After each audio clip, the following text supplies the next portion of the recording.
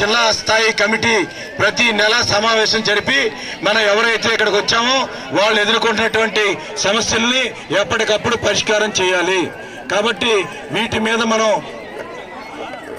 వీటి పరిస్థితిలో కూడా ఇది అయ్యేంత వరకు కూడా విశ్రమించడానికి వీల్లేదు. కాబట్టి స్పష్టమైన హామీ తీసుకోవాలి. దీన్ని దృష్టిలో పెట్టుకోమని మీ అందరికీ విజ్ఞప్తి చేస్తున్నాను. ఇప్పుడు మన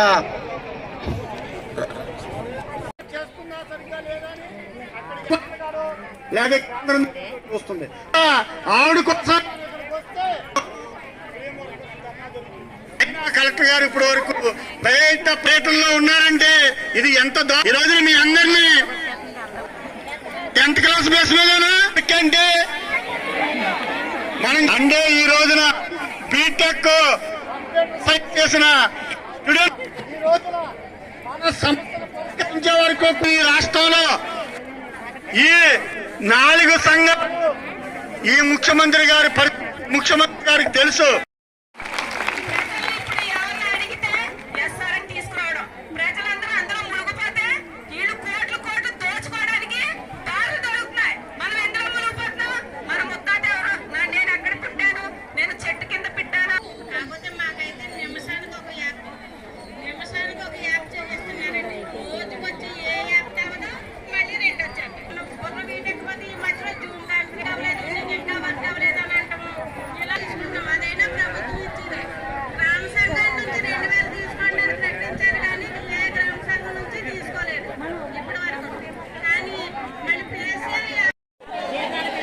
కనీస వేతనం 26,000 ఇచ్చే వరకు ఏమైనా 26,000 ఇచ్చే వరకు పోరాడాలి.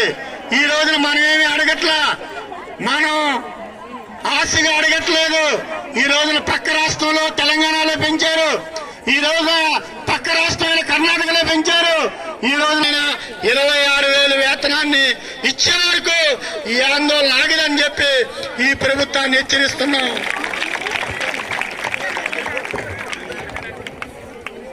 నాయకులు మాట్లాడారు, ధన్యవాదాలు తెలియజేయవలసిందిగా కోరుతున్నా.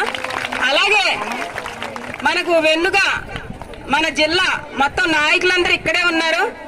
మనకి ఇంత కూడా ఏమి తగలకుండా డైరెక్షన్స్ ఇస్తూ మనకు ఒక అండగా ఉన్నారు. వాళ్ళందరికీ మా ధన్యవాదాలు తెలియజేయవలసిందిగా కోరుతున్నాం.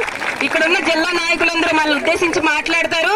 భోజనాలు వచ్చే వరకు మీరందరూ కూర్చొని మనకి ఉద్దేశించి మాట్లాడిన విషయాలన్నీ వినవలసిందిగా కోరుతున్నాం.